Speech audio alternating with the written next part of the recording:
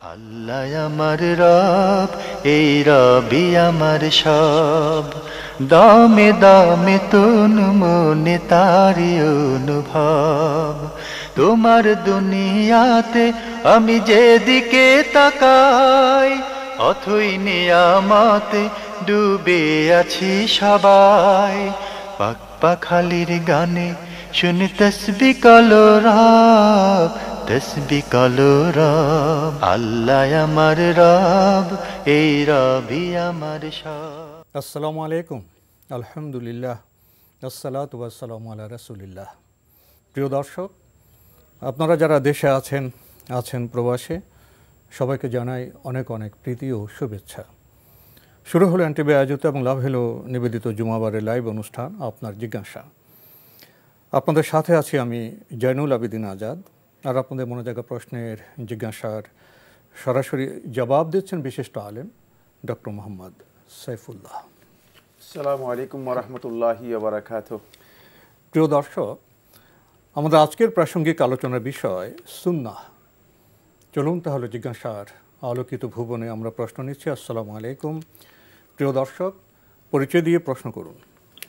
আসসালামু আলাইকুম, আমি তাসমি আসিটাগং থেকে বলছি। জি জি, আমার দুইটা প্রশ্ন হুজুর। একটা আর একটু জোরে বলবেন, আর একটু স্পষ্ট করে বলবেন। আমার দুইটা প্রশ্ন। জি, প্রথমটা হচ্ছে, বর্তমানে বেশিরভাগ গান আল্লাহর সাথে শরীক করে বানানো হয়। এইসব গান এবং অন্য ধর্মের কীর্তন গান, অর্থাৎ অন্য ধর্মের সৃষ্টিকর্তার গুণগান। আপনাকে একটু ধীরে বলতে হবে। আপনি বলছেন, আপনার আওয়াজ শুনছি, কিন্তু আপনি যে প্রশ্ন করছেন সেটা একটু ধীরে বলুন। টেলিভিশনের ভলিউমটা কমিয়ে আপনি প্রশ্নটি ধীরে করুন। আচ্ছা, হচ্ছে বর্তমানে বেশিরভাগ গান দান জি জি দান আল্লাহর সাথে শরীক করে বানানো হয়। জি, ও গান মিউজিক কি করে শরীক করে হ্যাঁ বানানো হয়। জি, এসব গান এবং কীর্তন গান, অর্থাৎ অন্য ধর্মের সৃষ্টিকর্তার গুণগান, জি, এগুলো যদি শুনি এবং গুনগুন করে গাই, তাহলে কি আমার শরীক হবে? গুনগুন করে গেলে না? হ্যাঁ, আর শুনলে আমাকে শিরক হবে? গাইলে এবং শুনলে? হ্যাঁ। আর কোনো প্রশ্ন আছে? আছে। জি বলুন। আমার দ্বিতীয় প্রশ্নটা হচ্ছে যে, পর্দা না করলে কি ঈমান ভঙ্গ হয়? ও, পর্দা। ধন্যবাদ আপনাকে। আপনি খুবই গুরুত্বপূর্ণ দুটি প্রশ্ন করেছেন। প্রথমে গান প্রসঙ্গে আপনি একটা মন্তব্য করেছেন যে বেশিরভাগ গানই শিরক প্রসঙ্গে হয়। এটা কি আপনার কোনো গবেষণা কিনা আমরা বলতে পারি না। তো গানে তো শিরকের প্রসঙ্গ এসে যায়। শিরকের প্রসঙ্গে বিভিন্ন রকম গানের ধারা আছে। আপনি সেই বিষয়ে কিছু কথা বলতে চেয়েছেন। আপনার মূল বিষয়টি হলো, এ ধরনের গান কি গুনগুন করে গেলে বা শুনলে শিরক হবে?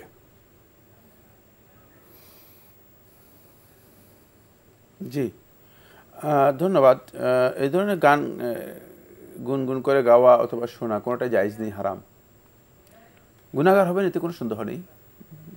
যে গানের মধ্যে শিরক আছে, এই ধরনের গান যদি আপনি শুনেন তাহলে অবশ্যই আপনি গুনাহগার হবেন, কোনো সন্দেহ নেই। কিন্তু শিরক হবে কিনা, না, শিরক হবে না। কারণ যেহেতু আপনি এই গানগুলো যদি শিরক হিসেবে, এগুলোকে সত্য হিসেবে মেনে নেন এবং সেটা নিজের মনে বিশ্বাস করে নেন, তাহলে শিরক হবে, অন্যথায় শিরক হবে না। কারণ শিরকের জন্য শর্ত হচ্ছে অবশ্যই আপনার সেটা চেতনাগত দিক থেকে আপনার বিশ্বাসে পরিণত হতে হবে, অন্যথায় এটা শিরক হবে না। বাকি শিরকি এই সমস্ত কর্মকাণ্ডে নিজেকে জড়িত করা, এটাও এক প্রকারের বড় ধরনের অপরাধ, কবিরা গুনাহ। এখান থেকে বিরত থাকবেন। জি, আরেকটি গুরুত্বপূর্ণ প্রশ্ন করেছেন, পর্দা না করলে কি ঈমান ভঙ্গ হয়ে যাবে? না, পর্দা যদি লঙ্ঘন করেন কেউ, তাহলে তার ঈমান নষ্ট হয়ে যাবে না। যেহেতু এটা তিনি কবিরা গুনাহ করছেন, কবিরা গুনাহকারী কাফের, কাজটি গুনাহ, কবিরা গুনাহ হবে, কিন্তু তিনি কাফের হয়ে যাবেন না। কিন্তু যদি তিনি ইচ্ছাকৃতভাবে পর্দা লঙ্ঘন করেন এবং মনে করেন যে পর্দা এটা আল্লাহর বিধান হিসেবে তুচ্ছ তাচ্ছিল্য করেন, অথবা অবজ্ঞা করেন, অথবা এটাকে হালাল মনে করেন, অথবা আল্লাহর বিধানটা অনুপযুক্ত মনে করেন তাহলে তিনি কাফের হবেন। আমরা জানলাম বিষয়টি সম্পর্কে। প্রিয় দর্শক, নতুন প্রশ্নে যাচ্ছে। আসসালামু আলাইকুম, পরিচয় দিয়ে প্রশ্ন করুন। সুন্নাহ হিসাবে কি কি সূরা পড়া যায়? এমনিতে ইয়াসিন আর রহমান এবং এই খতমের জন্য ডান পাতা বাম পাতা পড়া যায়, কিন্তু রাতে হয়তো ওয়াকিয়া ইয়াসিন তারপরে মুলুক পড়া যায়। কিন্তু আমি এগুলো গুরুত্ব ফজিলতের জন্য পড়া যায়, কিন্তু 50+ বয়স হওয়ার পরেও পরিতাপের বিষয় যে এখন এই সুন্নাহগুলো খুঁজতেছি। আল্লাহ যেন ক্ষমা করে দেন, আমাদের জন্য দোয়া করবেন। আর আরেকটা প্রশ্ন, হাসপাতালে ভর্তি হলে ক্যানুলা পরানো থাকলে ওযু মুশকিল, এমতো অবস্থায় কোন উপায়ে তায়াম্মুম করা যায়? মাটির টুকরা ছাড়া আর কি, না মাটির টুকরা সবসময় রাখতে হবে? হাসপাতালে ক্যানুলা পড়লে আপনার প্রশ্নটা কি? হ্যাঁ, হাসপাতালে ক্যানুলা পড়লেন, প্রশ্নটা কি? হ্যাঁ, কোন উপায়ে তায়াম্মুম করা যায় ক্যানুলা পরানো থাকলে? তায়াম্মুম? হ্যাঁ, তায়াম্মুম ওযু। তায়াম্মুম ওযু কিভাবে করা যায়, কোন উপায়ে করা যায়? জি জি জি, ধন্যবাদ আপনাকে। আপনি দুটি প্রশ্ন করেছেন। প্রথম প্রশ্নে আপনি কিছু সূরার নাম উল্লেখ করেছেন, সূরা রহমান, সূরা ইয়াসিন, মুলক, ওয়াকিয়া। কখন পড়বেন, এর ফজিলত কি? এই সূরাগুলো পড়তে পারেন, এগুলো তো কোরআনে কারীমের গুরুত্বপূর্ণ সূরা। সূরা ওয়াকিয়া এর ব্যাপারে একটি বর্ণনা এসেছে দুর্বল, রাত্রে বা মাগরিবে পড়ার জন্য। সূরাতুল মুলক এর ব্যাপারে সহিহ রিওয়ায়াত এসেছে রাত্রে পড়ার ব্যাপারে, আর বাকিগুলোর ব্যাপারে সুনির্দিষ্ট কোনো সময় আসেনি এবং সহিহ রিওয়ায়াতও আসেনি। তবে পড়লে আপনি সওয়াব পাবেন, কোনো সন্দেহ নেই। আমরা জানলাম বিষয়গুলি সম্পর্কে। প্রিয় দর্শক, আরেকটি প্রশ্ন করেছেন, হাসপাতালে যখন ক্যানুলা পরানো হয় তখন তায়াম্মুম বা ওযু কিভাবে করবেন? উজু কীভাবে করবেন? খুবই স্পষ্ট, পানি দিয়ে উজু করবেন। ক্যানুলা পরা থাকলে কোনো অসুবিধা নেই। যতটুকু মানে যেটা যেটা আপনি ধুতে পারতেছেন না সেটা শুধুমাত্র সামান্য হাত দিয়ে মুছে নেবেন, আর কিছুই না। কিন্তু আপনি উজু করতে পারবেন যদি উজু করার সেই সুযোগ থাকে। আর যদি উজু করার মতো সম্ভাবনাই না থাকে, শক্তি না থাকে অথবা সুযোগ না থাকে, তাহলে আপনি তায়াম্মুম করবেন। তায়াম্মুম হচ্ছে মানে মাটিতে হাত মেরে তারপরে মুখমণ্ডল এবং হাত মাসে করে নেবেন, আর কিচ্ছু না। এটা খুবই সহজ। আমরা জানলাম বিষয়টি প্রসঙ্গে। প্রিয় দর্শক, নতুন প্রশ্নে যাচ্ছে। আসসালামু আলাইকুম, পরিচয় দিয়ে প্রশ্ন করুন। আসসালামু আলাইকুম। ওয়ালাইকুম আসসালাম। আমি বলতেছি ইকরামুল হক, জি বামনডাঙ্গা গাইবান্ধা থেকে বলতেছিলাম। জি বলুন। হুজুর, আপনাদের ভালো আছেন হুজুর? আলহামদুলিল্লাহ। হুজুর, আমি একটা প্রশ্ন করব। হ্যাঁ, অনেকে বলে, হ্যাঁ এটা আমি জানি না, ওটা ভালো হয়, চন্দ্র সূর্য এটা নাকি ভাই নাকি বলে, নাকি ভাই, দেখি হাদিস কোরআনে আছে চন্দ্র সূর্য ভাই? হ্যাঁ ভাই নাকি বলে, এটা কি হাদিস কোরআনে আছে?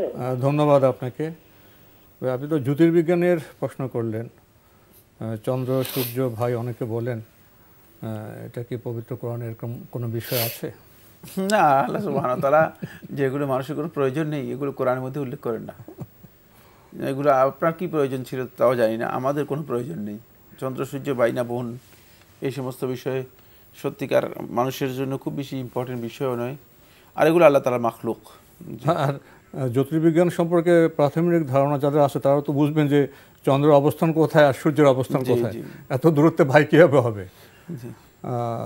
তাদের তো বৈশিষ্ট্যের দিক থেকে অনেক পার্থক্য, অনেক আলাদা। প্রিয় দর্শক, আমরা নতুন প্রশ্নে যাচ্ছি। আসসালামু আলাইকুম, পরিচয় দিয়ে প্রশ্ন করুন।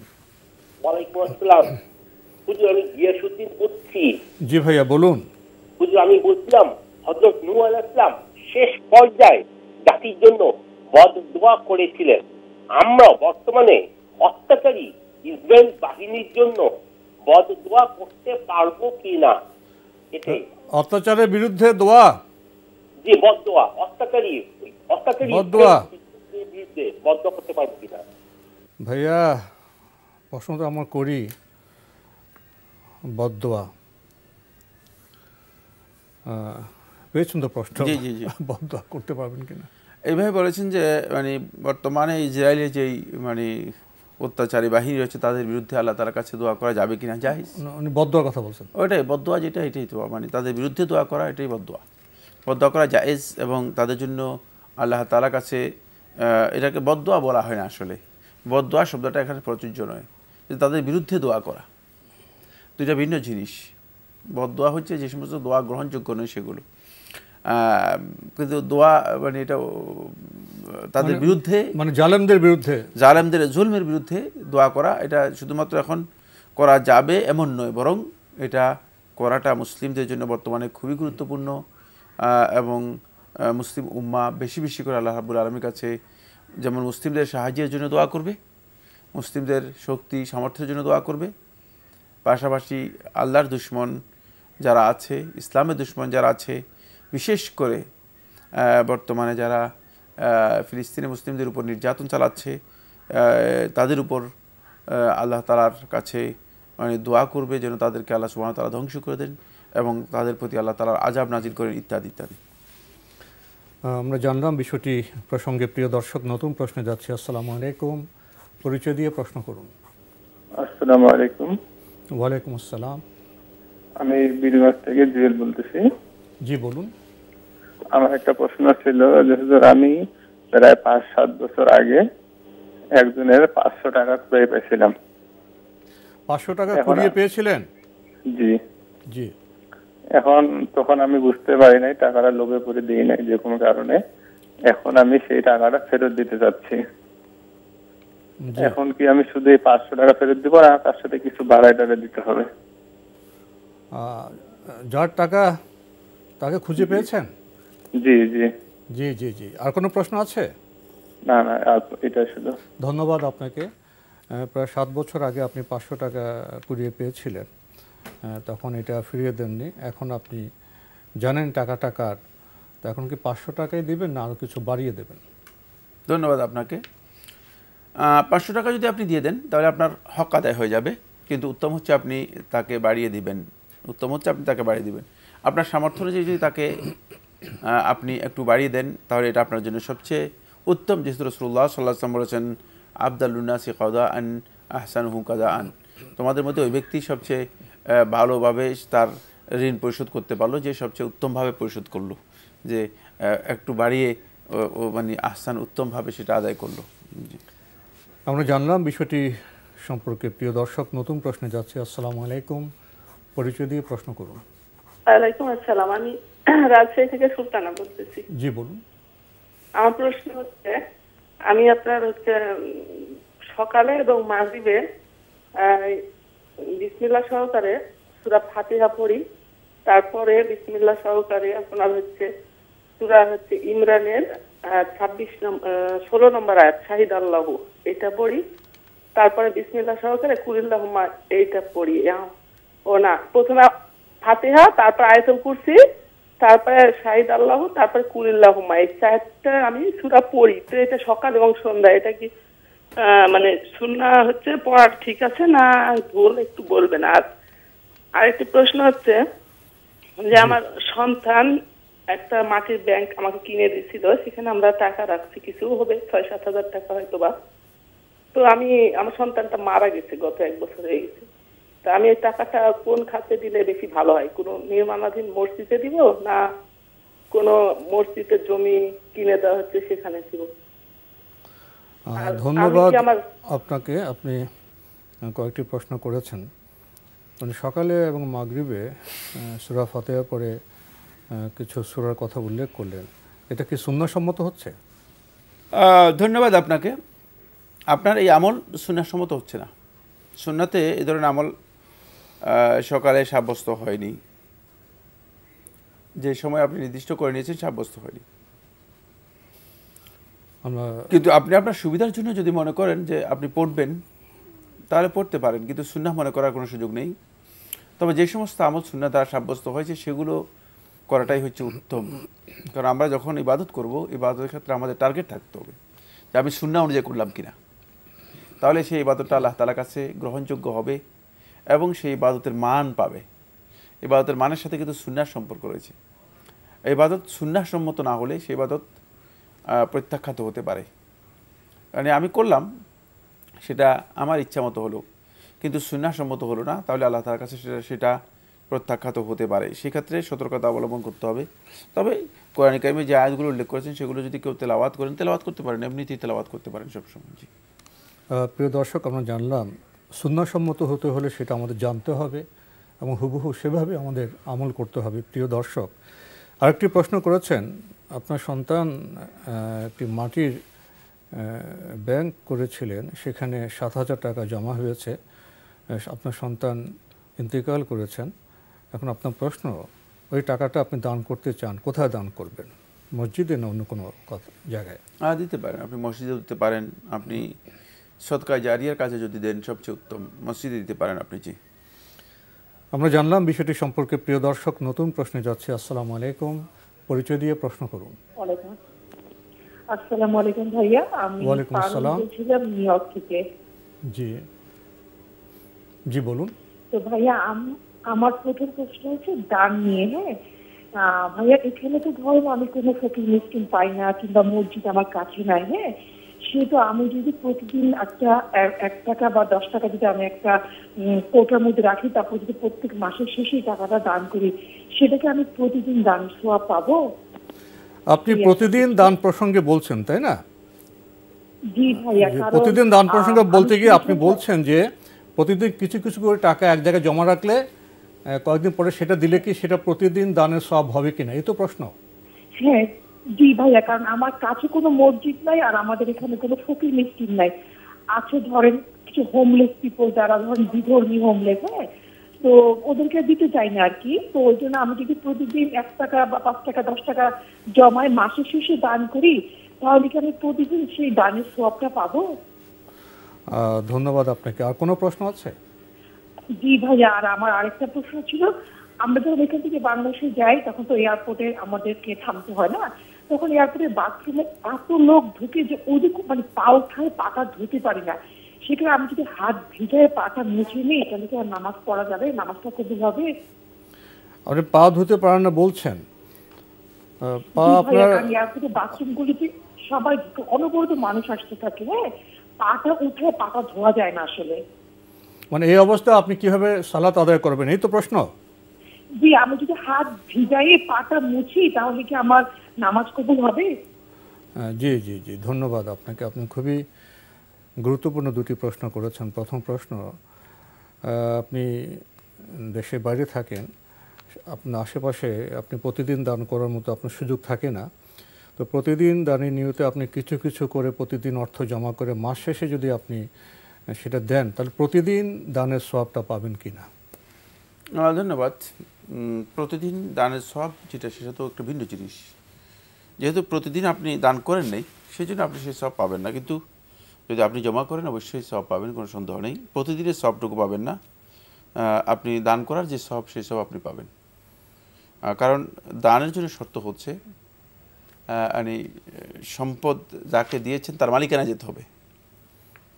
দান মানে শুধুমাত্র মুখে বললাম দান করলাম, কিন্তু টাকা আমার কাছে জমা রেখে দিলাম, তাহলে দান তো হলো না। এই দানের জন্য শর্ত হচ্ছে, দানের জন্য তামলিক শর্ত। তামলিক হচ্ছে অবশ্যই আপনি যাকে দেবেন তাকে তার মালিকানা দিতে হবে। এখন তো আপনি কাউকে মালিকানা করেন নেই, আপনার কাছে জমা রেখে দিয়েছেন, এই টাকা পুরোটা আপনার জিম্মায় রয়ে গেছে, এবং এই টাকা পুরোটাই আপনার মালিকানায় রয়ে গেছে, শুধু জিম্মায় নয়, শুধু মালিকানায় রয়ে গেছে, মালিকানাও ট্রান্সফার হয়নি। সুতরাং সেই ক্ষেত্রে এর সওয়াব, প্রতিদিন দানের যে সওয়াব রয়েছে, সেই সওয়াব আপনি পাবেন না। তবে কোনো সন্দেহ নেই, আপনি একসাথে দান করলে যে সওয়াব, সেই সওয়াবও পাবেন। আর আল্লাহ সুবহানাহু ওয়া তাআলা যদি মানুষের অন্তরের দিকে দেখেন, সেখানে যদি আল্লাহ সুবহানাহু ওয়া তাআলা বান্দাকে আল্লাহ তাআলার পক্ষ থেকে আল্লাহ তাআলা সওয়াব দেন, অবশ্যই সেই সওয়াব তো পাবেনই, কোনো সন্দেহ নেই। আমরা জানলাম বিষয়টি সম্পর্কে। আরেকটি প্রশ্ন আপনি করেছেন, আপনি তো বিদেশ থেকে দেশে আসেন, এয়ারপোর্টে একটি সমস্যার কথা বলেছেন অজু প্রসঙ্গে, সেখানে ব্যবস্থাপনা এরকম আপনার ভাষায়, পাটা ধুতে পারেন না, তো হাতে পানি নিয়ে যদি আপনি পাটা মুছে দেন, তাতে কি অজু হবে? হ্যাঁ, পায়ে যদি আপনি পরিপূর্ণ পানি পৌঁছান, অর্থাৎ পাটা পুরো যদি ভিজিয়ে ফেলেন এবং হাত দিয়ে মানে পুরো পানির পরিপূর্ণ পানি পৌঁছান, তাহলে সালাত হয়ে যাবে, উজু হয়ে যাবে। অটোমেটিক বিকাশ করতে সেট করুন অটোপে। বিকাশ থাকলে আর কি লাগে? বহুল শ্রবিত শব্দ, সুন্নাহ সম্পর্কে আমাদের কত কথা, সুন্নাহ সম্পর্কে আমাদের কত ধারণা, এমন গুরুত্বপূর্ণ বিষয়ে তো আমাদের প্রিয় দর্শক সঠিক ধারণা লাভ করতে হবে। যদি এ বিষয়ে কিছু বলতেন। ধন্যবাদ আপনাকে। সুন্নাহ অত্যন্ত গুরুত্বপূর্ণ একটি বিষয়। আর সুন্নাহের পরিচয় আমার মনে হয় মুসলিমদের করে দেওয়ার প্রয়োজন নেই, কিন্তু তারপরেও সুন্নাহ এমন বিষয়, আসলে এই বিষয়টি আমাদের অনেকেরই ধারণার দিক থেকে স্বল্প ধারণা রয়েছে এই বিষয়ে, এবং কিছু মিসকনসেপ্টও রয়েছে। প্রথমে সুন্নাহ শব্দটি আমরা জানি যে এটি হচ্ছে তরিকা আল মাসলুকা, অনুসৃত পন্থা, তরিকা, যে পথ মানে দিয়ে কেউ চলে গিয়েছেন, যে পথে কেউ পরিচালিত হয়েছেন অথবা কেউ অতিক্রম করে গেছেন, সেই পথকে বলা হয় থাকে সুন্নাহ। এটি রীতিরীতি বোঝানোর জন্য ব্যবহার করা হয়, পদ্ধতি বোঝানোর জন্য ব্যবহার করা হয়, প্রয়োগ করা হয় থাকে জীবনধারা বোঝানোর জন্য, প্রয়োগ করা থাকে সুনির্দিষ্ট কিছু বিধানের জন্য। এগুলো এর প্রয়োগ, সুন্নাহ শব্দটি এই অর্থে প্রয়োগ করা হয়। সুন্নাহ এর প্রথম যে বিষয়টি আমাদেরকে জানতে হবে সেটা হচ্ছে, সুন্নাহ বলতে আমরা যেটাকে বুঝাই বা বুঝি সেটা হচ্ছে নবী সাল্লাল্লাহু আলাইহি ওয়াসাল্লাম কোরআন ছাড়া, কোরআন ব্যতীত নবী সাল্লাল্লাহু আলাইহি ওয়াসাল্লাম যা কিছু আমাদেরকে দিয়েছেন, যা কিছু নবী সাল্লাল্লাহু আলাইহি ওয়াসাল্লামের কাছ থেকে আমরা পেয়েছি, সেটা নবী সাল্লাল্লাহু আলাইহি ওয়াসাল্লামের কথা, নবী সাল্লাল্লাহু আলাইহি ওয়াসাল্লামের কাজ, নবী সাল্লাল্লাহু আলাইহি ওয়াসাল্লামের মনোসমর্থন এবং নবী সাল্লাল্লাহু আলাইহি ওয়াসাল্লামের মানে দুনিয়াবী যে সমস্ত আচার আচরণ, সবটাই মূলত সুন্নাহর আওতাভুক্ত এবং সবটাই সুন্নাহ। আর এগুলো সবটাই নবী সাল্লাল্লাহু আলাইহি ওয়াসাল্লামের এই সুন্নাহ যেগুলো আমরা বললাম, এগুলো সবটাই আল্লাহ সুবহানাহু ওয়া তাআলা এক কথায় আমাদেরকে কোরআনে কারীমের সূরাতুল আহজাবে আল্লাহ রাব্বুল আলামিন স্পষ্ট করে বলেছেন, এটা আমাদের জন্য আদর্শ মডেল।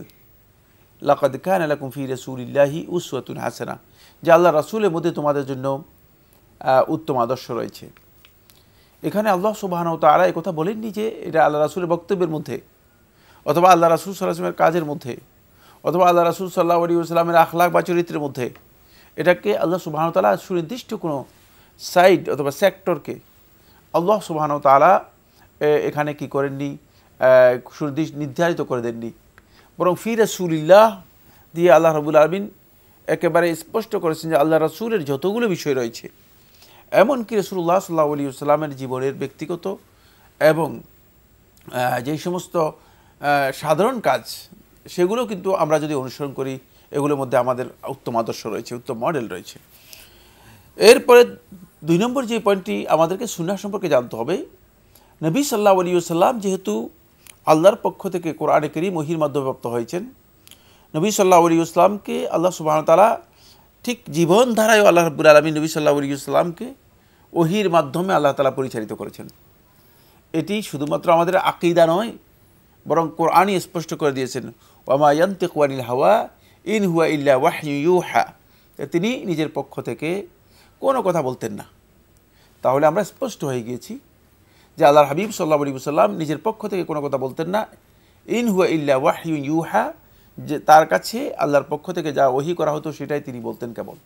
তাহলে সুন্নাহ আর রাসূল সাল্লাল্লাহু আলাইহি ওয়াসাল্লামের যতগুলো কথা আছে সবগুলো ওহী, এটাও আমরা বুঝতে পেরেছি। 2 নম্বর যেটা, সেটা হলো রাসূলুল্লাহ সাল্লাল্লাহু আলাইহি ওয়াসাল্লাম স্পষ্ট করেছেন, ইন আত্তাবিউ ইল্লা মা ইউহা ইলাইক, আমি যা অনুসরণ করি এই সবটাই আমার কাছে ওহী আসে যেটা, সেটাই অনুসরণ করি। তাহলে এখান থেকে বোঝা যাচ্ছে রাসূল সাল্লাল্লাহু আলাইহি ওয়াসাল্লাম যত আমল আছে, রাসূল সাল্লাল্লাহু আলাইহি ওয়াসাল্লাম সে আমলগুলো নিজের প্রবৃত্তি বা নিজের ইচ্ছা মতো করেন নেই, বরং রাসূলুল্লাহ সাল্লাল্লাহু আলাইহি ওয়াসাল্লামের যত কাজ আছে সব কিছুই আল্লাহ নবী সাল্লাল্লাহু আলাইহি ওয়াসাল্লাম ওহীর অনুসরণ করে করেছেন। তাই এগুলো সবটাকে আমাদেরকে ওহী হিসেবে মনে করতে হবে। 4 নম্বর যে পয়েন্টটি, সেটা হলো যে সুন্নাহ হচ্ছে কোরআনে কারীম এর বায়ান, কোরআনে কারীমের বর্ণনা এবং ব্যাখ্যা। এটা আমরা যদি না বুঝি তাহলে আমরা সুন্নাহ সম্পর্কে আমাদের ব্যাপক মিসকনসেপ্ট তৈরি হবে। আমরা অনেকে মনে করবে সুন্নাহ মনে হয় যেন একটা আলাদা বিষয়। কোরআনে কারীমের রাসূলুল্লাহ সাল্লাল্লাহু আলাইহি ওয়াসাল্লাম তার বক্তব্যের মাধ্যমে ব্যাখ্যা করেছেন, রাসূলুল্লাহ সাল্লাল্লাহু আলাইহি ওয়াসাল্লাম তার আমলের মাধ্যমে ব্যাখ্যা করেছেন। আর কোরআনে কারীমের এই ব্যাখ্যাটুকু সাহাবায়ে কেরামগণ সংরক্ষণ করেছেন, সেটা হচ্ছে সুন্নাহ। আর এই সুন্নাহটা হচ্ছে কোরআনে কারীমের ব্যাখ্যা, সুতরাং কোরআনে করিম কিছু কিছু বিষয়ে, যেহেতু এটা আল্লাহর কিতাব এবং খুবই সংক্ষিপ্ত কিতাব, এখানে আল্লাহ সুবহানাহু ওয়া তাআলা কিছু কিছু বিষয়ে মৌলিক কথাগুলো উল্লেখ করেছেন। সেই মৌলিক কথাগুলোকে রাসূলুল্লাহ সাল্লাল্লাহু আলাইহি ওয়াসাল্লাম কী করেছেন, সুন্নাহর মাধ্যমে ব্যাখ্যা করে দিয়েছেন। এরপরে 5 নম্বর যে পয়েন্টটি, সেটা হলো এই কারণেই যেহেতু সুন্নাহ এবং কোরআন একটি আরেকটি থেকে বিচ্ছিন্ন নয়, কোরআন বুঝতে হলে সুন্নাহর প্রয়োজন রয়েছে, সুন্নাহ বুঝতে হলে কোরআনের প্রয়োজন রয়েছে। কোরআনে করিমের সর্বোত্তম ব্যাখ্যা হচ্ছে কোরআন থেকে কোরআনকে কী করতে হবে, নিতে হবে। আর সুন্নাহর মাধ্যমে কোরআনে করিমের ব্যাখ্যা হচ্ছে মূলত কোরআনে করিমের প্রকৃত ব্যাখ্যা। এই কারণেই কেউ যদি কোরআনকে কোরআনকে স্বীকার করে কিন্তু সুন্নাহকে অস্বীকার করে, সেই ব্যক্তি কাফের হবে, তাকে মুসলিম বলা জায়েজ নেই এবং ইসলামে তার কোনো অংশ থাকবে না। জি প্রিয় দর্শক, আমরা খুবই সুস্পষ্টভাবে অবগত হলাম, শুধু নামাজ, রোজা, হজ, যাকাতের ক্ষেত্রে রাসূল সাল্লাল্লাহু আলাইহি ওয়াসাল্লামকে অনুসরণ করব, অন্য ক্ষেত্রে আমরা স্বাধীন, এমন ধারণা সঠিক নয়। জীবনযাপনের বিচিত্র সম্পর্ক সূত্রে আমরা যে কোনো ক্ষেত্রেই যখন আদর্শ অনুসরণ করতে চাইব, কর্মপদ্ধতি অনুসরণ করতে চাইব, তখন আমাদের অনুসরণ করতে হবে রাসূল সাল্লাল্লাহু আলাইহি ওয়াসাল্লামের পদাঙ্ক। সেটা ব্যবসা, বাণিজ্য, সংস্কৃতি, বিজ্ঞান, গবেষণা, চাষাবাস, সব ক্ষেত্রেই আমাদের সুন্নাহকে এবং রাসূল সাল্লাল্লাহু আলাইহি ওয়াসাল্লামের বাণীকে আমাদের অনুসরণ করতে হবে। প্রিয় দর্শক, আমরা প্রশ্নে যাচ্ছি। আসসালামু আলাইকুম, পরিচয় দিয়ে প্রশ্ন করুন। আসসালামু আলাইকুম, আমি মোহাম্মদ খুরশিদ আলম, মোহাম্মদপুর, ঢাকা থেকে বলছিলাম। জি, আমি যে প্রথম প্রশ্নটা ছিল সেটা হচ্ছে যে আমি যে আয়টা করি আর কি, আমি জেনেছি যে সে আয়ের উপর আমাদের আত্মীয় স্বজনের একটা হক আছে। তো যে আমি হকটা এরকম ভাবে মনে করছি যে তাকে পৃথকভাবে কিছু দেওয়া, কিন্তু আত্মীয় স্বজনরা যখন আমার বাসা আছে তাদেরকে তো আপ্যায়ন করা হয়, পাশাপাশি তাদেরকে কিছু উপহার দেওয়া হয়। তো এইটা করলে কি আমার তাদের প্রতি হকটা, আমার যে ইনকামের যে হকটা, অন্যান্য হক বাদে ইনকামের যে হকটা, এটা কি আদায় হবে? এক। আর দ্বিতীয়ত হচ্ছে যে আমার কিছু আত্মীয় স্বজন আছে পরিচিত, যারা দানের ক্ষেত্রে খুব মানে আগ্রহী, তারা মন থেকে বিভিন্ন দান সৎকার করে, কিন্তু আল্লাহ পাকের যে ফরজ কাজগুলো সেগুলো আদায় তাদের কিছু গাফিলতি আছে আর কি, বেশ ভালোই গাফিলতি। তো তাদের সম্পর্কে কিছু উপদেশ বা পরামর্শ এটা একটু দেওয়া আর কি, দুটো জিনিস। ধন্যবাদ। বর্তমান সময়ে এটা খুবই জীবন ঘনিষ্ঠ প্রশ্ন। আপনি জেনেছেন যে আপনার আয়ের উপর আত্মীয়দের হক আছে, তো আপনি এভাবে বর্ণনা করলেন যে তো আসলে বাসায় আপ্যায়ন করে কিছু উপহার দিই, এতে কি হক আদায় হয়ে যাবে? ধন্যবাদ আপনাকে, খুবই গুরুত্বপূর্ণ প্রশ্ন করেছেন। বাসায় আসলে এবং কিছু উপহার দিলে কি আত্মীয়দের হক আদায় হয়ে যাবে?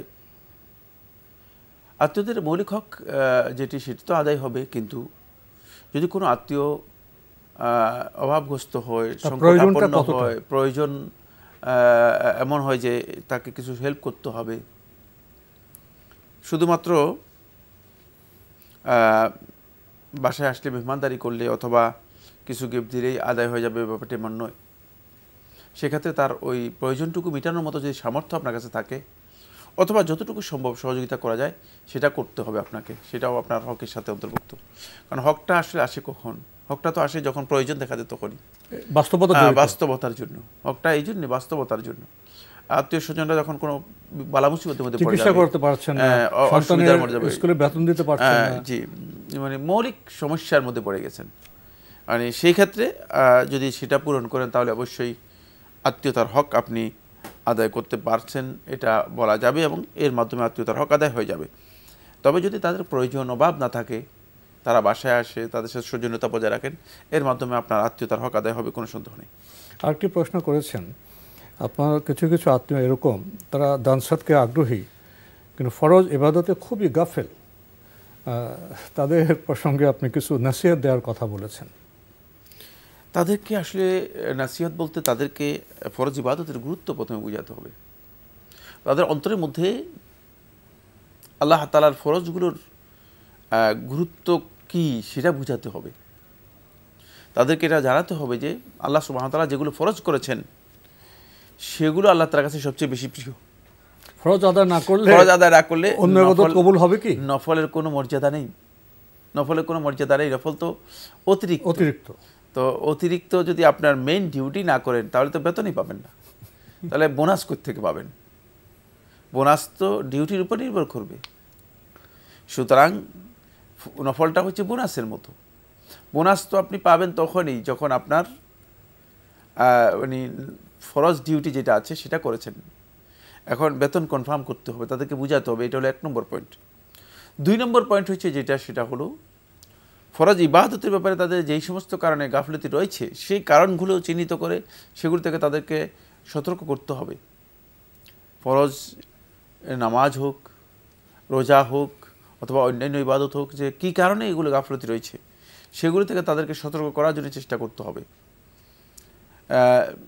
সেগুলো যদি সলাৎ হয়ে থাকে তাহলে সলাতের ব্যাপারে তাদেরকে কঠিনভাবে সতর্ক করতে হবে, কারণ তাদের কথা বলতে হবে যে সলাৎ আদায় না করে অন্য যে ইবাদতগুলো করা হচ্ছে সেগুলোর কোনো মূল্য আল্লাহ তাআলার কাছে নেই।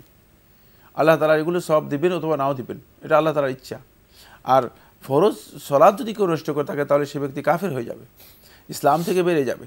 সুতরাং এই বিষয়গুলো যদি আমরা তাদেরকে বুঝাতে পারি তাহলে তারা এগিয়ে আসতে পারবে এবং ইবাদতের প্রতি তাদের একটা আগ্রহ তৈরি হবে। 3 নম্বর যে কাজটি, সে আল্লাহর আযাবের ভয় দেখাতে হবে। আমরা জানি আল্লাহর আযাবের ভয় যদি মানুষের অন্তরের মধ্যে না আসে তাহলে মানুষ আল্লাহ তাআলার আনুগত্যে আসতে পারবে না। এই জন্য আল্লাহর আযাবের ভয় দেখাতে হবে। আল্লাহর আযাবের ভয় যদি শয়তান সহজে বিভ্রান্ত করে ফেলে, খুব সহজ শয়তানটাকে বিভ্রান্ত করে, এই জন্য আল্লাহর আযাবের ভয় তাদেরকে দেখাতে হবে যে আল্লাহ তাআলা কঠিন পাকড়াও করবেন, কঠিন শাস্তি দেবেন। আর সেই শাস্তি দুনিয়াতেও আসতে পারে, আখিরাতেও আসতে পারে। দুনিয়াতেও আল্লাহ সুবহানাহু ওয়া তাআলা বিভিন্নভাবে মানুষদেরকে শাস্তি দেন, সব শাস্তি নয়, সেটা হচ্ছে শাস্তির একটা প্রাথমিক সতর্ক বা সংকেত। কিন্তু আখিরাতে আল্লাহ সুবহানাহু ওয়া তাআলা কঠিন শাস্তি দেবেন, সেটা অবশ্যই তাদেরকে সতর্ক করতে হবে। এরপরে সর্বশেষ যে পয়েন্টটি তাদেরকে সবচেয়ে বেশি সতর্ক করতে হবে সেটা হচ্ছে আখিরাতের জবাবদিহিতা এবং আখিরাতের যে আমরা আল্লাহ তাআলার কাছে প্রত্যেকটি বিষয়ে জিজ্ঞাসিত হব, এটাকে শক্তিশালী করতে হবে। অন্তরের মধ্যে আখিরাতের প্রতি ঈমান যদি কোনো ব্যক্তির শক্তিশালী হয় তাহলে সে ব্যক্তি আল্লাহ তাআলার ইবাদতের ব্যাপারে গাফিল হতে পারে না, কোনোদিন গাফিল হতে পারে না। এই জন্য আখিরাতের প্রতি ঈমানের বিষয়টিকে আরও শক্তিশালী করতে হবে। কারণ হলো তারা আখিরাতের প্রতি ধারণা করছে, তাদেরকে আখিরাতের প্রতি ঈমান শক্তিশালী করে এমন বিষয়গুলো তাদেরকে জানাতে হবে, মানে আখিরাতের বিষয়ে জানতে হবে। কারণ মৃত্যু পরবর্তী যে আমাদের একটা কঠিন অবস্থা, আমরা যে একটা কঠিন জীবনের মুখোমুখি হব, সেই বিষয়গুলো আমাদেরকে জানাতে হবে। এমন একদিন আমাদেরকে আল্লাহ তাআলার সামনে দাঁড়াতে হবে, যেদিন আল্লাহ রাব্বুল আলামিন আমাদেরকে সব বিষয়ে আল্লাহ সুবহানাহু ওয়া তাআলা প্রশ্ন করবেন। ওয়ালাইসা বাইনাল্লাহি ওয়া বাইনাহু তুরজুমান, রাসূলুল্লাহ সাল্লাল্লাহু আলাইহি ওয়াসাল্লাম হাদিসের মধ্যে ইরশাদ করেছেন, তার মাঝে এবং আল্লাহর মাঝে কোনো ধরনের ট্রান্সলেটর থাকবে না, মানে কোনো থার্ড পারসন থাকবে না, সরাসরি আল্লাহ সুবহানাহু ওয়া তাআলা জিজ্ঞেস করবেন। সুতরাং এই বিষয়গুলো যদি আমরা ভালো করে বুঝাতে পারি ইনশাআল্লাহ তারা এই সমস্ত গাফলতি থেকে নিজেদেরকে বিরত করতে পারবেন ইনশাআল্লাহ। প্রিয় দর্শক, আমরা জানলাম মুসলিম হিসেবে জীবনযাপন করতে হলে আমাদের আখিরাতে যে বিশ্বাস সেটাকে অনেক দৃঢ় করতে হবে। নতুন প্রশ্নে যাচ্ছি। আসসালামু আলাইকুম, পরিচয় দিয়ে প্রশ্ন করুন। লাইনে আছেন? লাইনে থাকলে। ওয়ালাইকুম আসসালাম, থেকে বলছিলাম। জি বলুন বলুন। জি বলুন। আমার একটা প্রশ্ন ছিল। জি, প্রশ্নটি করুন। আমি হলো ফরজ সালাতের পরে আমি সালাম ফিরানোর পরে আল্লাহু আকবার একবার বলি, আস্তাগফিরুল্লাহ 3 বার বলি, তারপর বিসমিল্লাহ পড়ে আল্লাহুম্মা আনতা সালাম এই দোয়াটা পড়ি, আয়াতুল কুরসি পড়ি। আর যদি সময় মিলে আসরের সালাতের সময় যদি সময় মিলে তাহলে সুবহানাল্লাহ 33 বার, আলহামদুলিল্লাহ 33 বার, আর আল্লাহু আকবার 34 বার বলি। এটা কি আমার সম্মত? আর কোনো প্রশ্ন আছে? আরেকটা প্রশ্ন ছিল আমার। জি জি। প্রশ্নটা হলো, আমি শ্রমিক একজন, কাজ করে খাই, তো এশার সালাত আমি ওই জামাতে পড়তে পারি না, রাত 12টা পার হয়ে যায় কোনো সময়, 12টার পরেও পড়ি আমি সালাত। এখন এটা কি আমার হচ্ছে কিনা, ঠিক আছে কিনা? 12টার পরেও আমার কাজ করি তো। জি জি জি জি, ধন্যবাদ আপনাকে। আপনি গুরুত্বপূর্ণ দুটি প্রশ্ন করেছেন। প্রথমে আপনি ফরজ সালাতের পরে সালাম ফেরানোর পরে কিছু আপনি বিষয় উল্লেখ করেছেন, আস্তাগফিরুল্লাহ, আপনি আয়াতুল কুরসি পড়েন, সুবহানাল্লাহ 33 বার, এই বিষয়গুলো ঠিক আছে কিনা? ধন্যবাদ এই ভাইকে। আপনি যে প্রশ্নটি করেছেন সবগুলো ঠিক আছে, তবে সুবহানাল্লাহ, আলহামদুলিল্লাহ, আল্লাহু আকবার এর যে সংখ্যা বলেছেন 33, 33, 34, সেটা প্রত্যেক সলাতে পড়বেন। শুধুমাত্র মানে যে সালাতে সম্ভব হয় সেটা নয়, প্রত্যেক সলাতে পড়বেন। এটা অত্যন্ত গুরুত্বপূর্ণ বিষয়। রাসূলুল্লাহ সাল্লাল্লাহু আলাইহি ওয়াসাল্লাম বলেছেন যে ব্যক্তি এটা পড়বে, আল্লাহ সুবহানাহু ওয়া তাআলা তার পূর্ববর্তী গুনাহগুলো ক্ষমা করে দেবেন। অত্যন্ত গুরুত্বপূর্ণ একটি পয়েন্ট। সুতরাং আমরা যারা ফরজ সালাতের পরে এগুলো পড়ি না, এগুলো পড়ার জন্য চেষ্টা করব এবং এটা সুন্নাহসম্মত। তবে আল্লাহুম্মা আনতাস সালাম ওয়া মিনকাস সালামের আগে বিসমিল্লাহির রহমানির রহিম বলার কোনো ভিত্তি রাসূলুল্লাহ সাল্লাল্লাহু আলাইহি ওয়াসাল্লামের হাদিস দ্বারা প্রমাণিত হয়নি। কারণ এখানে বিসমিল্লাহর জায়গা নেই। বিসমিল্লাহর জায়গা হচ্ছে কোরআনের সাথে। বিসমিল্লাহির রহমানির রহিম হচ্ছে সূরাতুল ফাতিহা পড়বেন, বিসমিল্লাহির রহমানির রহিম, মানে তাসবিহর সাথে পড়তে হবে না। সূরাতুল বাকারা পড়বেন, এগুলোর সাথে হচ্ছে বিসমিল্লাহির রহমানির রহিম। তাসবিহর সাথে বিসমিল্লাহির রহমানির রহিম নেই। জি। আর আল্লাহুম্মা আনতাস সালাম ওয়া মিনকাস সালাম এটা দোয়া। জি জি, আমরা খুবই গুরুত্বপূর্ণ বিষয়ে অবগত হলাম। আরেকটি প্রশ্ন আপনি করেছেন, আপনি কাজ করেন, শ্রম দেন, তো কাজের কারণে এশার সালাতটা আপনি 12টার পরে পড়েন, এতে কি কোনো সমস্যা হবে? ধন্যবাদ ভাইকে। কাজের ধরন আসলে কি সেটা আমি বুঝতেও পারিনি, আপনিও বুঝিয়ে বলেননি। যদি কাজের ধরন এমন হয় যে আপনি ফরজ এশার মানে 4 রাকাত সালাত আদায় করার মতো সুযোগ নেই, তাহলে আপনার জন্য এটা ইচ্ছাকৃতভাবে যদি ডিলে না করেন জায়েজ আছে, কিন্তু ওজরের কারণে। কিন্তু কাজের ধরন কি সেটা উল্লেখ করেননি। 4 রাকাত নামাজ পড়তে কতক্ষণ সময় লাগে? সর্বোচ্চ 7 মিনিট। মানে সুযোগ থাকলে কাজের মধ্যে সালাতটা আদায় করা দরকার। সর্বোচ্চ 7 মিনিট 4 রাকাত সালাত আদায় করতে। সুতরাং এই 4 রাকাত সালাত যদি আপনি আদায় করে নেন, এটা আপনার জন্য উত্তম। সময় মতো আদায় করা এটি হচ্ছে আহাবুল আমাল ইলাল্লাহ, আল্লাহ তাআলার কাছে সবচেয়ে শ্রেষ্ঠ আমল, প্রিয় আমল, হাদিসের মধ্যে এসেছে। সুতরাং সালাতকে ইচ্ছাকৃতভাবে ডিলে করবেন না। যদি ওজর থাকে তাহলে আপনি 12টার পরে পড়লেও আপনার হয়ে যাবে, কিন্তু কাজের ধরন আপনি স্পষ্ট করেন না, সেজন্য আমরা বলতে পারছি না। তবে 4 রাকাত সালাত ফরজ চেষ্টা করতে হবে, ফরজটা পড়তে, সুন্নত বিতির এগুলো পরে পড়লে তো পারবেন। মানে সুন্নত বিতির ফরজই না, সুন্নত বিতির মাসআলাই আসবে না। সুন্নত বিতি যদি কেউ পড়েন তিনি ফজিলত পাবেন, কিন্তু ফরজ যিনি পড়তে পারতেছেন না তাকে এই কথা বলার কোনো প্রয়োজন নেই। ওটা তো পরে পড়তে পারবেন। হ্যাঁ, পরে যদি পড়েন। আমাদের সমাজে অনেকে 3টাকে একটা প্যাকেজ করে নিয়েছে। না, প্যাকেজের কোনো সুযোগ নেই। এশার সালাত হচ্ছে শুধুমাত্র 4 রাকাত। এশার সালাত হচ্ছে শুধুমাত্র 4 রাকাত। 4 রাকাত সালাত পড়তে সর্বোচ্চ হয়তো ভালো করে পড়লে 8 মিনিট সময় লাগবে। আর যদি আপনি একটু মানে কম রাতে পড়েন তাহলে হয়তো 5 মিনিট 6 মিনিটের মধ্যে পড়তে পারবেন। 5 মিনিট 6 মিনিট আপনার কাজ থেকে আপনি বের করতে পারবেন না? অবশ্যই পারবেন, আমার বিশ্বাস। কাজের ধরন যদি আপনি বলতেন তাহলে আমি স্পষ্ট করে বলতে পারতাম। অটোমেটিক বিকাশ করতে সেট করুন অটোপে। বিকাশ থাকলে আর কি লাগে। আমরা আজকে প্রাসঙ্গিক আলোচনায় সুন্নাহ সম্পর্কে আপনার কাছ থেকে জেনেছি। জি জি। সাহাবাদের যে আমল, সাহাবাদের যে কাজ, এটাকে আমরা কিভাবে বিবেচনা করব? ধন্যবাদ। খুবই গুরুত্বপূর্ণ একটি বিষয় আপনি নিয়ে এসেছেন। সেটা হচ্ছে সাহাবায়ে কেরামদের আমলগুলো আমাদের সুন্নাহকে এক্সপ্লেইন করে, ব্যাখ্যা করে। কারণ হলো সাহাবায়ে কেরাম তো সরাসরি আল্লাহ রাসূল সাল্লাল্লাহু আলাইহি ওয়াসাল্লামের কাছ থেকে নিয়েছেন। হয়তো কোনো বিষয়ে রাসূলুল্লাহ সাল্লাল্লাহু আলাইহি ওয়াসাল্লামের কাছ থেকে সরাসরি সাহাবায়ে কেরাম বর্ণনা করেন নাই, কিন্তু সাহাবায়ে কেরামের আমলই অথবা বক্তব্যের মাধ্যমে সেটা কী করেছেন, তুলে ধরেছেন। তো যেমন আব্দুল্লাহ ইবনে আব্বাস অথবা আব্দুল্লাহ ইবনে ওমর অথবা আব্দুল্লাহ ইবনে মাসউদ বলেছেন যে মানে আমরা এভাবে করতাম। তো আমরা এভাবে করতাম কেন করতেন? দেখে, যেহেতু রাসূলুল্লাহ দেখেছেন। সল্লু কামা রাআইতুমুনি উসাল্লি, তোমরা সালাত আদায় করো যেভাবে আমাকে সালাত আদায় করতে দেখেছো। রাসূলুল্লাহ সাল্লাল্লাহু আলাইহি ওয়াসাল্লামকে যেহেতু সরাসরি দেখেছেন, যেহেতু কোরআন নাজিলের সময় সরাসরি উপস্থিত ছিলেন, এই জন্য সাহাবায়ে কেরামদের আমলটা আমাদের কাছে অত্যন্ত গুরুত্বপূর্ণ, কোরআন কারীমকে বোঝার জন্য, সুন্নাহকে বোঝার জন্য, এমনকি ইসলামের মৌলিক আমলগুলো উপলব্ধি করার জন্য এবং এগুলোর পদ্ধতি জানার জন্য। এই জন্য মানে আল্লাহ রাসূল সাল্লাল্লাহু আলাইহি ওয়াসাল্লামের সুন্নাহর সহি অনুসরণ করতে হলে সাহাবায়ে কেরামদের মাধ্যমেই সেটাকে গ্রহণ করতে হবে। তো ওনাদের আমলকে আমরা সুন্নাহ বলবো না? জুমহুর উলামায়ে কেরাম এটাকে সুন্নাহ বলেছেন, সুন্নাহ এর অন্তর্ভুক্ত করেছেন। বরং আমরা যদি মিজানুল আখবারের মধ্যে দেখি, মুফতি মুজাদ্দিদি রহমতুল্লাহ আলাই তিনি সাহাবায়ে কেরামদের আমল এবং সাহাবীদের পরবর্তী তাবিদের আমলকেও সুন্নাহের মধ্যে অন্তর্ভুক্ত করেছেন। কারণ হচ্ছে এই আমলগুলো মূলত মানে এই সময় কোনো সুযোগ ছিল না, স্কোপ ছিল না, এগুলো সরাসরি মানে একেবারেই পরম্পরায় এসেছে। রাসূল সাল্লাল্লাহু আলাইহি ওয়াসাল্লামের কাছাকাছি সময় এসেছে, ওহির সময় থেকে এসেছে। এই কারণে এগুলোকে জমহুর আহলে হাদিস ওলামায়ে কেরাম এগুলোকে সুন্নাহ হিসেবে আখ্যায়িত করেছেন। তাহলে আসার বিষয়টা কি? আসার হচ্ছে এইগুলোকে আসার বলা হয় থাকে, বাট এগুলো সুন্নাহ এবং আসার একই অর্থ বহন করে প্রায়। আমরা খুবই গুরুত্বপূর্ণ বিষয় অবগত হলাম। প্রিয় দর্শক, আমরা প্রশ্নে যাচ্ছি। আসসালামু আলাইকুম, পরিচয় দিয়ে প্রশ্ন করুন। হ্যালো, যেমন আপনাকে শুনতে পাচ্ছি। আসসালামু আলাইকুম। জি ওয়ালাইকুম সালাম। আমি ধরমপাশা সুনামগঞ্জ থেকে হুজুর ইনুস বলছিলাম। জি ভাইয়া বলুন। জি হুজুর, আপনাদের এনটিভিতে আমার এক বন্ধু ক্লাস ফ্রেন্ড রোশনিদানি লিটন চাকরি করেন। উনি চেয়ারম্যান সাহেবের মামা শ্বশুর। এখন আমি আমার প্রশ্নটাই আছি স্যার হুজুর।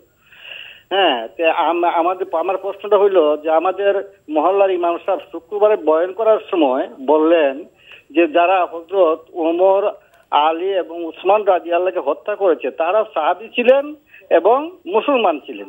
তারই পরিপ্রেক্ষিতে আপনার নিকট আমি প্রশ্ন করেছিলাম যে যারা এই নৃশংস হত্যাকাণ্ড ঘটিয়েছে তাদের কি আমরা ঘৃণা করব না? আপনি আবেগপ্রবণ হয়ে কান্না জড়িত কণ্ঠে আজ থেকে ৩-৪ সপ্তাহ আগে প্রশ্নকর্তার জ্ঞানের স্বল্পতার কথা বললেন। আল্লাহ রাব্বুল আলামিন আমাকে আপনার মতন জ্ঞান বা পরিপূর্ণ করে দেন নাই, কিন্তু একেবারে স্বর্ণ দেন নাই।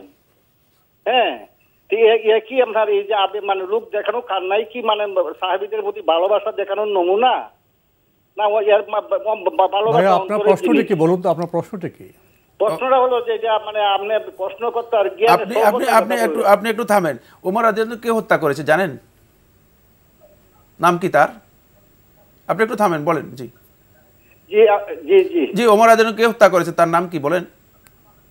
না, আমি একজন ইমাম সাহেব না জানলে তো কথাটা হলো না, এই জন্য আমরা বলছি। কথা শুনলে তো আমি বলছি হুজুর, যে তো শুনলে চলবে না, জানতে হবে। এই জন্য আমরা বলছি জানতে হবে, বিষয়টি জানার প্রয়োজন আছে। ঠিক আছে, ওকে ধন্যবাদ। ধন্যবাদ জি, ধন্যবাদ জি।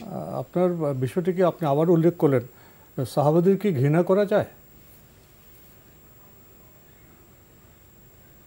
আপনি কি আপনার যে অবগতি ছিল সেখানে অবস্থান করবেন, না জানাজানির মাধ্যমে সঠিক বিষয়টা জানার চেষ্টা করবেন? আমরা আপনার প্রতি সেই আবেদন রাখবো, আহ্বান রাখবো যে দুটি বিষয় জানার চেষ্টা করুন। আসলেই আলী রাদিয়াল্লাহু তাআলা আনহুকে, ওমর রাদিয়াল্লাহু তাআলা আনহুকে কে হত্যা করেছেন তাদের পরিচয় জানুন। আরেকটি বিষয়, সাহাবীদের ঘৃণা করা যায় কিনা এই বিষয়ে একটু জানার চেষ্টা করুন। এই বিষয়ে কিছু বলবেন? না, আমরা স্পষ্ট করে ব্যয়ী বক্তব্যের প্রস্তুত দিয়েছি, কিন্তু আমার মনে হচ্ছে যেন তিনি এই বিষয়টি হয়তো বোঝার চেষ্টা করেননি অথবা গোড়ামি করেছেন। আল্লাহ তাআলা তাকে হিদায়াত দান করুন। ওমর রাদিয়াল্লাহু হত্যা করেছে একজন মাজুসি, অগ্নিপূজারক। আলী ইবনে আবি তালেব রাদিয়াল্লাহু হত্যা করেছে, তিনি সাহাবী তো ছিলেনই না, তিনি খারেজি ছিলেন। তারপরে ওসমান ইবনে আফফান রাদিয়াল্লাহু হত্যা করেছে খারেজিদের একটা দল, এর মধ্যে একজন সাহাবীও ছিল না। সুতরাং আপনার এই ইনফরমেশান ডাহা মিথ্যা ছিল। যিনি বলেছেন তিনিও মিথ্যা কথা বলেছেন। আর সাহাবীদের ঘৃণা করবেন তাহলে ইসলাম কোথায় পাবো আমরা? ভয়ঙ্কর একটি বক্তব্য দিয়েছেন সাহাবীদের ব্যাপারে। আল্লাহ রাসূল সাল্লাল্লাহু আলাইহি ওয়াসাল্লাম স্পষ্ট করে বলেন, লা তাসুব্বু আসহাবি, ঘৃণা নয়। ঘৃণা তো পরের কথা, ঘৃণা তো দূরের কথা। লা তাসুব্বু আসহাবি, তোমরা আমার সাহাবীদেরকে গালি দিবে না। লা তাসুব্বু আসহাবি, তোমরা আমার সাহাবীদের গালি দিবে না। লাউ আন্না আহাদাকুম আনফাকা মিসলা উহুদিন যাহাবান, যদি তোমাদের মধ্যে কোনো ব্যক্তি উহুদ পাহাড় পরিমাণ স্বর্ণ মুদ্রা অথবা স্বর্ণ আল্লাহর রাস্তায় ব্যয় করে, মা বালাগা মুদ্দা আহাদিহিম ওয়ালা নাসিফাহু, তারা 1 কোষ পরিমাণ অথবা 1 কোষের অর্ধেক পরিমাণ আল্লাহর রাস্তায় যা দিয়েছে এর সমপর্যায়ের সওয়াব পাবে না, এর সমপর্যায়ে মান মর্যাদা পাবে না আল্লাহ তাআলার কাছে। চিন্তা করেছেন? তাহলে এই ভাই আল্লাহ রাসূল সাল্লাল্লাহু আলাইহি ওয়াসাল্লামের এই হাদিসকে কোথায় রাখবেন? ধন্যবাদ আপনাকে। আপনি হয়তো আপনার চিন্তাধারা কী জানি না, তবে অবশ্যই ইনফরমেশান খুবই ইম্পর্ট্যান্ট। অজ্ঞতা দূর হয় তখনই যখন আমাদের কাছে জ্ঞান আসে। আমরা জানলাম বিষয়টি সম্পর্কে। প্রিয় দর্শক, নতুন প্রশ্নে যাচ্ছি। আসসালামু আলাইকুম, পরিচয় দিয়ে প্রশ্ন করুন।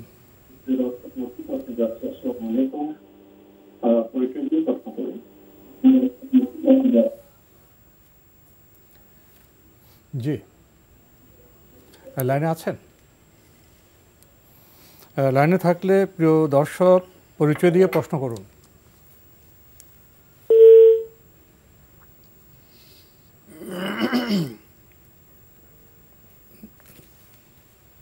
লাইনটি বোধহয় কেটে গেল, আমরা ইনশাল্লাহ নতুন প্রশ্নে যাব।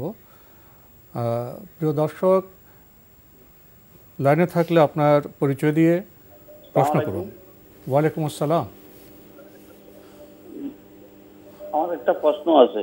জি, আপনার পরিচয়টি দিয়ে প্রশ্ন করুন। চট্টগ্রাম থেকে জসিম বলছি। জি বলুন।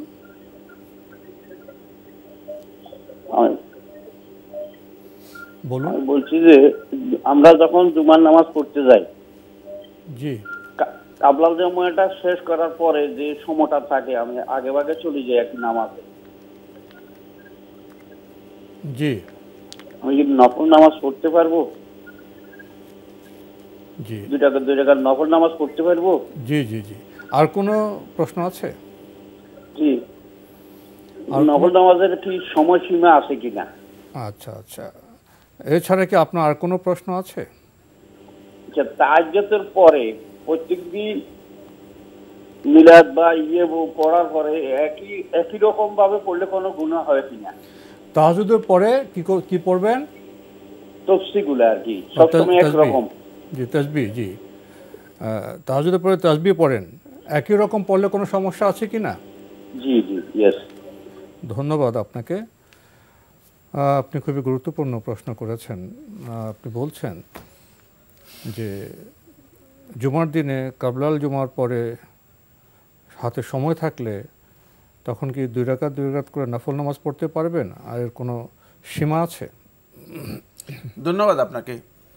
কাবলা জুমা সেটাই, জুমার দিনে যখন আপনি মসজিদে আগে যাবেন, জুমার আগে 2 রাকাত করে পড়বেন। মানে ফরজ নামাজের আগে, ফরজ নামাজের আগে যেটা পড়া হয় এটা হচ্ছে কাবলা জুমা। আর এটা 2 রাকাত করে পড়বেন। 4 রাকাতও পড়তে পারেন, 6 রাকাতও পড়তে পারেন, 8 রাকাতও পড়তে পারেন। আপনি 2 রাকাত করে পড়বেন। তবে এর সময়সীমা হচ্ছে ইমাম সাহেব খুতবা দেওয়ার জন্য আসার আগ পর্যন্ত। ইমাম সাহেব যখন খুতবার জন্য আসবেন তখন আর 2 রাকাত করে সালাত আদায় করবেন না। কিন্তু আমাদের এখানে সবচেয়ে বড় সমস্যা হচ্ছে যেটা, সেটা হলো ইমাম সাহেব খুতবার আগে আরেকটা খুতবা দেন, যেটি বেদাতি খুতবা বা মানে খুতবার নামে যেটা বয়ান হিসেবে চালু করা হয়েছে। মানে এই খুতবা যেটা দিয়ে থাকেন এটা মূলত খুতবা নয়। খুতবা হচ্ছে জুমার আজান হবে তারপরে যে খুতবা দেওয়া হয় এটা হচ্ছে খুতবা। কিন্তু এটাকে মানে সুন্নাহর অনেকগুলো গর্হিত কাজ একসাথ করে মানে খুতবার আগে খুতবা দিয়ে থাকেন। মানে এই সময় আপনি যদি মসজিদে আসেন তাহলে আপনি অবশ্যই 2 রাকাত করে সালাত পড়তে পারবেন। প্রথমে তাহিয়াতুল মসজিদ 2 রাকাত পড়বেন, তারপরে 2 রাকাত করে আপনি সালাত পড়তে পারবেন। কারণ ইমাম সাহেবের এই যে আলোচনা, এই আলোচনা এটি সুন্নাহ পরিপন্থী এবং বেদাতি আলোচনা। কারণ সুন্নাহ দ্বারা এটা সাপোর্ট পাওয়া যায়নি, ইবাদত তৈরি করা ইবাদত।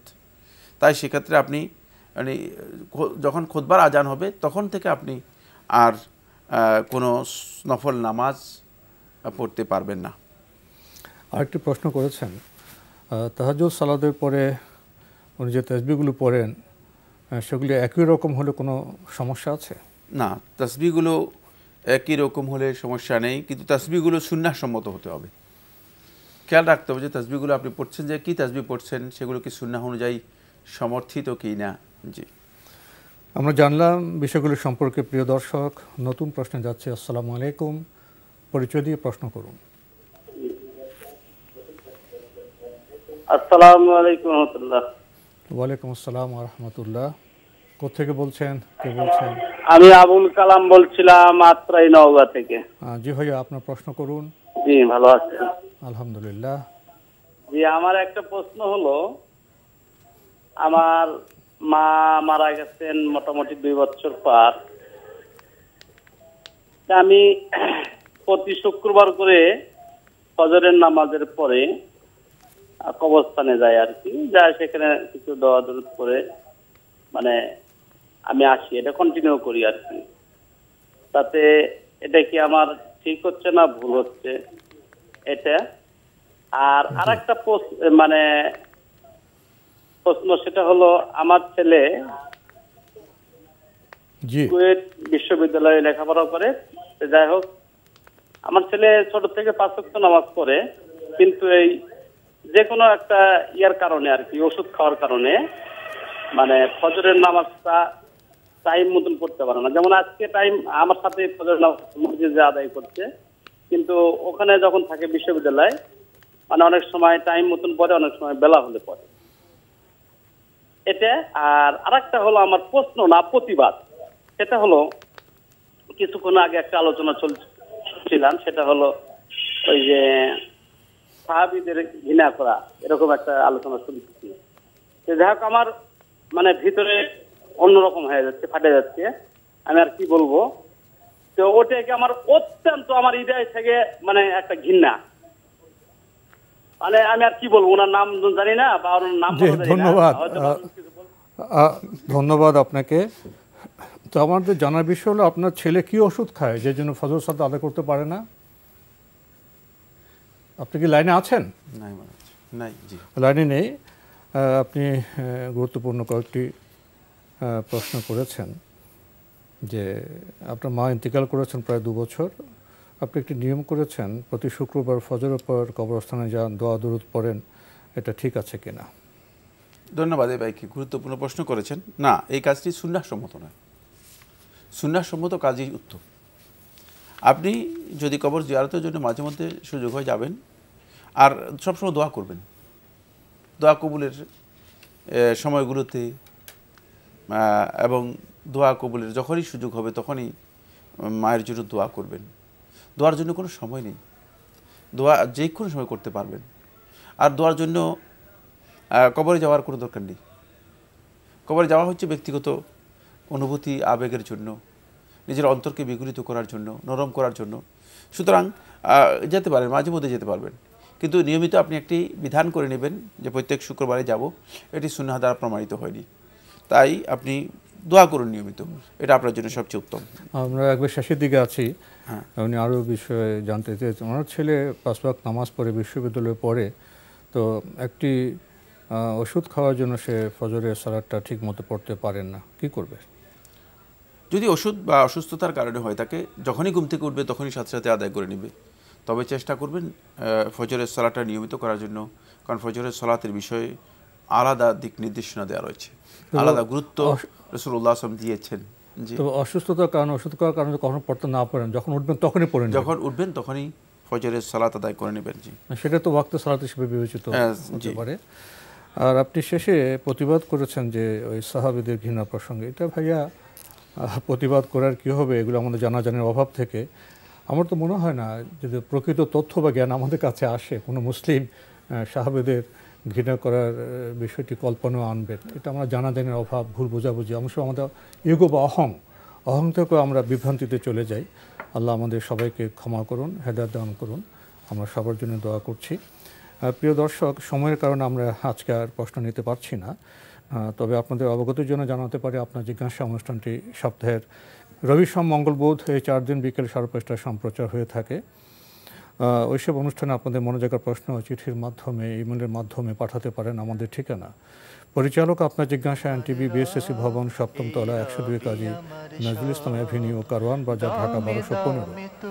ইমেল অ্যাড্রেস আপনার জিজ্ঞাসা @ntbbd.com। এনটিভি অনলাইনেও আপনারা আমাদের অনুষ্ঠান দেখতে পারবেন, ভিজিট করুন www.ntbbd.com।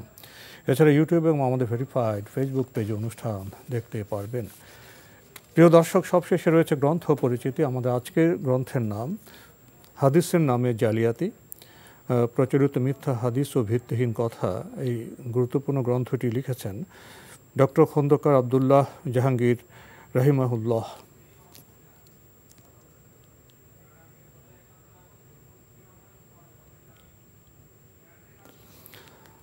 গুরুত্বপূর্ণ এই গ্রন্থটি কলেবর বেশ বড়, দীর্ঘ সূচি রয়েছে। আমরা যদি এভাবে সংক্ষেপে বলতে চাই, ওহী ও হাদিস, মিথ্যা ও ওহীর নামে মিথ্যা, মিথ্যা প্রতিরোধে সাহাবীগণ, জালিয়াতি প্রতিরোধে মুসলিম উম্মাহ, মিথ্যার কারণ ও মিথ্যাবাদীদের প্রকারভেদ, মিথ্যার প্রকারভেদ, মিথ্যা পরিচয় ও চিহ্নিতকরণ, মিথ্যা হাদিস বিষয়ক কিছু বিভ্রান্তি, জাল হাদিস চিহ্নিতকরণে বাঙালি আলিমগণ, জাল হাদিসের পক্ষে ওকালতি, জাল হাদিস বিষয়ক কিছু প্রশ্ন, আরও অনেক গুরুত্বপূর্ণ বিষয় রয়েছে এই গ্রন্থে। এই গ্রন্থটির মূল্য 450 টাকা। যদি কেউ পেতে চান টেলিফোনে যোগাযোগ করতে পারেন। টেলিফোন নাম্বার 01730747001, আরেকটি নাম্বার 0178888999968। হাদিসের নামে জালিয়াতি যদি সংক্ষেপে কিছু বলতেন। হাদিসের নামে জালিয়াতি বইটি শেখ প্রফেসর ডক্টর আব্দুল্লাহ জাহাঙ্গীর রাহিমাহুল্লাহ তাআলার লেখা বই, খুবই পরিচিত দেশের মানুষদের কাছে, খুবই অসাধারণ একটি গবেষণা বই।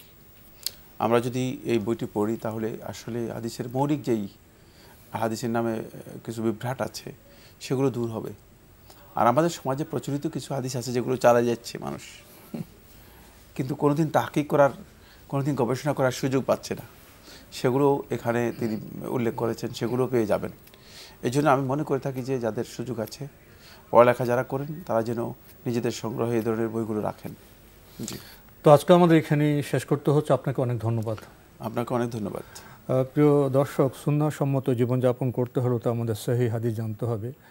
আরও ভালো হয় যদি আমরা হাদিসের নামে যে জালিয়াতিগুলো প্রচলিত আছে সে সম্পর্কে অবগত হয়। আল্লাহ আমাদের সঠিক পথে চলার তৌফিক দিন। দেখা হবে ইনশাল্লাহ আগামী জুমাবার একই সময়ে। মহান আল্লাহ আমাদের সবাইকে নিরাপদে রাখুন, রাখুন শান্তিতে। আসসালামু আলাইকুম। আল্লাহ আমার রব, এই রবি আমার সব, দামে দামে তুন মনে তারি অনুভব। আল্লাহ আমার রব, এই রবি আমার সব, দামে দামে তুন মনে তারি। অটোমেটিক বিকাশ করতে সেট করুন অটোপে। বিকাশ থাকলে আর কি লাগে।